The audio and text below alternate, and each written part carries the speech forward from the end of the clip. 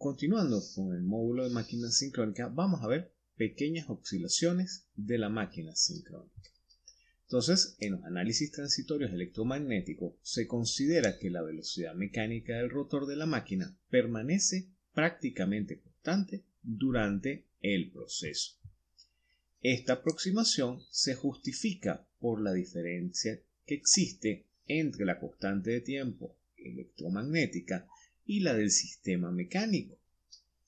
Cuando se considera que la velocidad de la máquina permanece constante, se simplifica notablemente el problema, porque el conjunto de ecuaciones diferenciales que definen el comportamiento es lineal y puede ser resuelto mediante técnicas analíticas. Sin embargo, la velocidad de la máquina depende del equilibrio entre el par eléctrico y el par mecánico. Este equilibrio se rompe frecuentemente durante la operación nominal de la máquina por variaciones o bien sea del par mecánico del accionamiento o por perturbaciones o cambios de la excitatriz y en muchas ocasiones también por el cambio mismo de la carga conectada a la máquina. Muchas de estas perturbaciones o variaciones son de pequeña magnitud, aun cuando el modelo que representa el comportamiento de la máquina hemos visto que es altamente no lineal. Es posible linealizar las ecuaciones en torno a un determinado punto de operación. De esta forma se analizan las oscilaciones naturales de la máquina sincrónica sometida a una pequeña perturbación de sus condiciones de operación o de sus condiciones de equilibrio. La ecuación diferencial que representa matemáticamente la dinámica del sistema mecánico es la segunda ecuación de Newton, donde la inercia por la aceleración angular más el coeficiente de fricción por la velocidad es igual al par mecánico menos el par eléctrico. Estamos en convención generador. Si tomamos esa expresión y la multiplicamos por la velocidad mecánica y la dividimos por la potencia aparente base de la máquina, se obtiene un balance de potencias en el sistema adimensional de unidades. Como vemos, tomamos la ecuación de la parte superior y multiplicamos por la velocidad y dividimos sobre la potencia aparente base todos los miembros de la ecuación, lo cual nos daría las potencias mecánica y eléctrica en por unidad. Multiplicando y dividiendo el primer miembro de la ecuación por la velocidad base, se obtiene la siguiente ecuación. J por omega mecánico por omega base sobre S base por la aceleración más el coeficiente de fricción por omega mecánico por omega base sobre S nominal por la omega en por 1 es igual a la diferencia de potencia mecánica y eléctrica.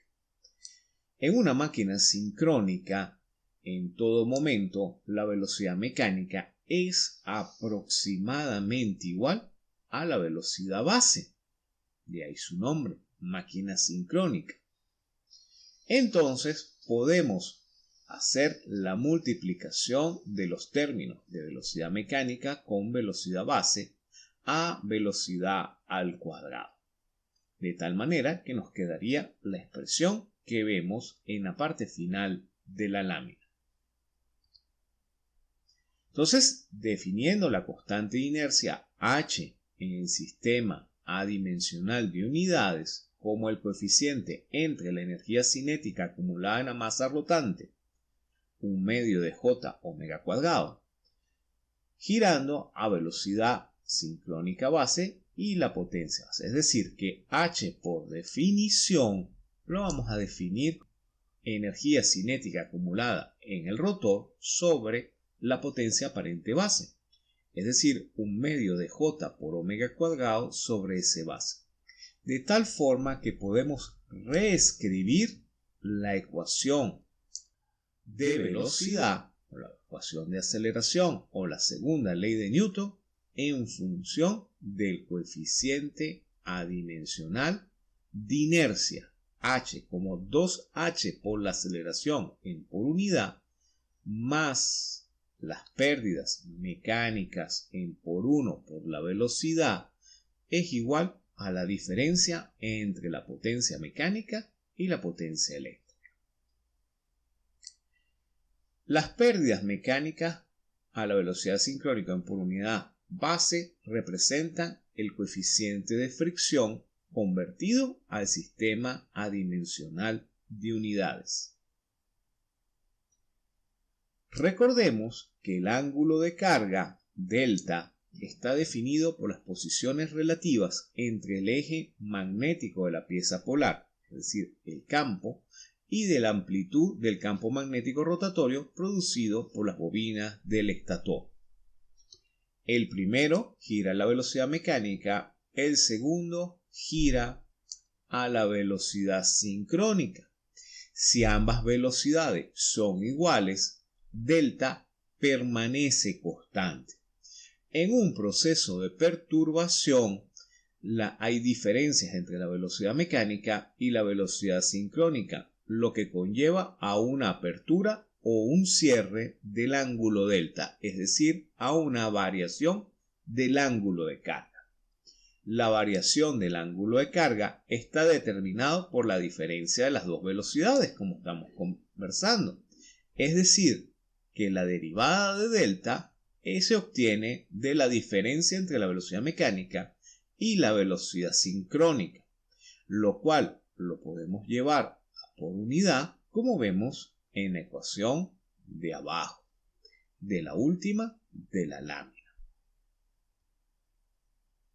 Entonces, si reemplazamos la derivada de la velocidad o la aceleración y la velocidad en función del ángulo delta que define el ángulo de la carga y por tanto las potencias eléctricas, podemos obtener la ecuación mecánica en función del ángulo delta de carga, donde 2h entre omega base por la derivada segunda de delta con respecto a la posición más el coeficiente de fricción en por 1 entre la velocidad por la derivada de delta con respecto al tiempo es igual a la potencia mecánica menos la potencia eléctrica menos la potencia de pérdidas.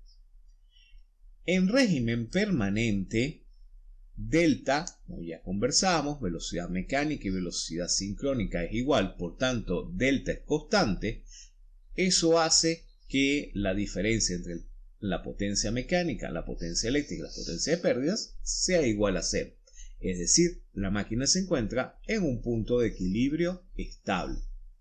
Esta ecuación diferencial, debido a que las potencias eléctricas entregadas por la máquina sincrónica tienen una dependencia no lineal con el ángulo de carga. Es decir, la ecuación de arriba es no lineal porque la potencia eléctrica también depende de delta. Entonces, sin embargo, cuando la variación del ángulo de carga es pequeña, se puede linealizar la ecuación en el entorno del punto de equilibrio, obteniendo las siguientes relaciones. Es decir, vamos a decir que delta es un delta inicial más una variación de delta. Por tanto, puedo reescribir las derivadas, tanto la primera como la segunda, en función de la derivada de ese incremento de delta con respecto al tiempo. Si tomamos la ecuación de potencia eléctrica y sustituimos la relación que acabamos de desarrollar para delta como un delta 0 más un incremento de delta, vamos a tener que la potencia eléctrica va a estar compuesta por dos términos. Un término que corresponde a la potencia eléctrica para delta 0 y un término que depende del incremento de delta en potencia. Podemos aproximar la potencia eléctrica a la potencia eléctrica del punto donde estamos linealizando, más la variación de esa potencia eléctrica en ese punto con respecto a delta por el incremento de delta. Es decir, que estamos diciendo que la potencia eléctrica va a permanecer aproximadamente constante en ese punto dado estas dos dependencias que vamos a aproximar a la potencia eléctrica en función de delta. La expresión anterior aproxima la potencia eléctrica mediante una expansión en series de Taylor centrada en el punto de equilibrio de potencia y truncada a partir del término de segundo orden, que es el proceso que utilizamos para la linealización. El primer término de la ecuación representa la potencia eléctrica en el punto de equilibrio y el segundo término se define como el incremento de potencia eléctrica con el ángulo de carga en el entorno del punto de equilibrio, conocido como potencia sincronizante de la máquina sincrónica. Es decir, esa variación de la potencia eléctrica en delta cero en función del ángulo es lo que denominamos potencia sincronizante. Entonces, reemplazando las expresiones, se obtiene el siguiente resultado. Estamos reemplazando dentro de la ecuación de variación de delta. Entonces tenemos la expresión del final de la lámina que me relaciona la potencia mecánica, la eléctrica y las pérdidas con respecto a las variaciones de delta. La expresión es una ecuación diferencial lineal homogénea de segundo grado, la cual se le puede aplicar la transformación de Laplace, obteniendo la expansión que vemos señalada en la lámina. Considerando que la variación del incremento del ángulo con respecto al tiempo es despreciable en el instante inmediatamente posterior a la perturbación, se puede obtener la siguiente solución del diferencial de delta en función de S, en función de la frecuencia, como la expresión que vemos al final de la lámina, donde los polos característicos de esta ecuación resultan de las raíces del denominador de la función de transferencia. Entonces, los polos del polinomio que define el denominador de la expresión anterior determinan las frecuencias naturales y los respectivos amortiguamientos de oscilación de la máquina para oscilaciones o pequeñas perturbaciones. Como vemos, tenemos la solución a la ecuación cuadrática, donde el término de amortiguamiento es menos la potencia de pérdida sobre 4h. Y este corresponde al término, si es negativo, al término de oscilación. Como las pérdidas mecánicas son muy pequeñas, pueden ser despreciadas de expresión, obteniendo de esa forma la frecuencia natural de oscilación de la máquina sincrónica en torno a un punto determinado. Es decir, estamos haciendo P de P igual a 0. Con lo cual me queda la expresión que vemos dentro de la raíz, cuya solución es compleja, conjugada y corresponde a la frecuencia natural de oscilación del sistema. Debido a que las pérdidas de la máquina son despreciables, la máquina sincrónica oscila alrededor del punto de equilibrio permanente o con un decaimiento exponencial muy lento, tal como ocurre las oscilaciones de un péndulo físico alrededor de su punto de equilibrio. Es decir, la máquina va a estar en un vaivén como un péndulo sobre el punto de equilibrio, que no es más que la velocidad sincrónica. Para estabilizar el punto de operación de la máquina es necesario incrementar el amortiguamiento del sistema, evitando aumentar las pérdidas mecánicas en el punto de operación. Este proceso se logra incluyendo un enrollado amortiguador en el rotor de la máquina sincrónica, semejante a un devanado de una jaula de ardilla de una máquina de inducción. Recuerden que en la máquina de inducción la jaula produce par acelerante o desacelerante en función a que me encuentre fuera de la velocidad sincrónica. Si me encuentro en la velocidad sincrónica, la jaula no tiene inducción magnética y por tanto no produce par a favor ni en contra. Esta es una de las grandes ventajas por la cual se incluyen los amortiguadores, porque permiten aumentar el coeficiente de amortiguamiento fuera de la velocidad sincrónica, pero cuando llego a la velocidad sincrónica ese coeficiente se anula. Cuando la máquina opera a la velocidad sincrónica no circula corriente por el devanado amortiguador. Si la velocidad de la máquina, mecánica de la máquina, aparece un deslizamiento entre el campo y el rotor, fuerza una corriente circulante en las barras del devanado amortiguador y se produce par eléctrico contrario a la dirección de la diferencia de velocidades.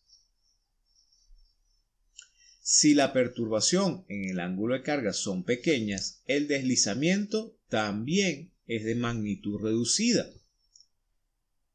El par de inducción de un devanado de amortiguamiento de jaula de ardilla es lineal con respecto al deslizamiento cuando este es pequeño. Recordemos el curso de conversión de energía 3. La máquina se comporta, la característica de par de una máquina de inducción se comporta lineal para los S tendientes a 0. Con la velocidad de la máquina es prácticamente constante en estas condiciones, la potencia de inducción se puede expresar aproximadamente como lo veíamos en el curso pasado, en función del par, la velocidad mecánica y el deslizamiento contra el deslizamiento nominal. A ese término que tenemos, S sobre el par nominal y la velocidad mecánica, es lo que vamos a denominar coeficiente de damping o de amortiguamiento. Generalmente se simboliza con la letra D y corresponde a Tn omega n entre el deslizamiento nominal. A eso es lo que lo denominamos la letra D, que es nuevamente el damping. De tal manera que la potencia de inducción no es más que menos el damping por la variación del diferencial de delta con respecto al tiempo. Entonces, si incluimos el término de damping dentro de la ecuación mecánica de la máquina, vamos a tener que el polo característico o las raíces del denominador de la función de transferencia vienen dadas por la expresión que vemos en la lámina, donde el término de damping proporciona un incremento en el amortiguamiento de los polos del sistema.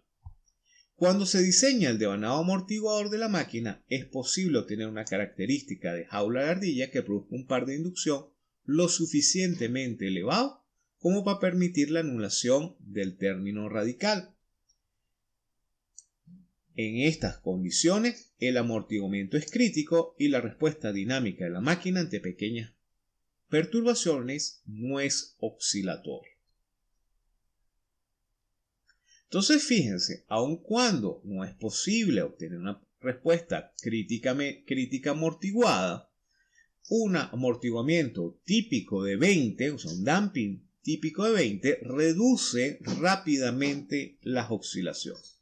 Y aquí tenemos un diagrama o un lugar geométrico de las raíces en función del valor del damping, donde tenemos damping de 100, damping de 20 y damping de 0, y vemos cómo es la respuesta a la característica de la variación de delta en función del damping para un H igual a 1 segundo.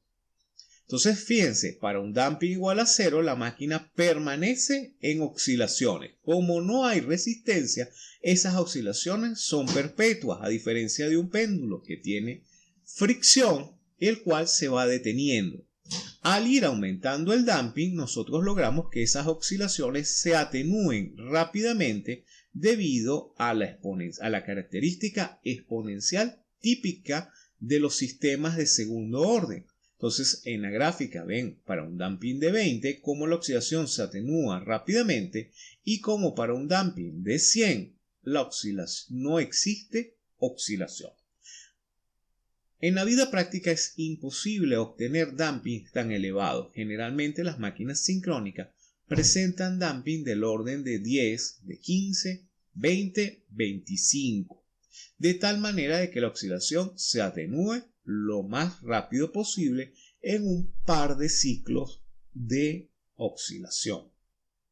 Con esto hemos visto cómo mediante la técnica de inicialización, utilizando la serie de Taylor, podemos calcular la variación del ángulo de carga en función de la potencia eléctrica y cómo la inclusión de un devanado amortiguador en la máquina sincrónica permite incrementar el coeficiente de atenuación, es decir, el coeficiente de amortiguamiento denominado damping, que me permite reducir las oscilaciones ante perturbaciones de pequeña señal en torno al punto de operación de la máquina.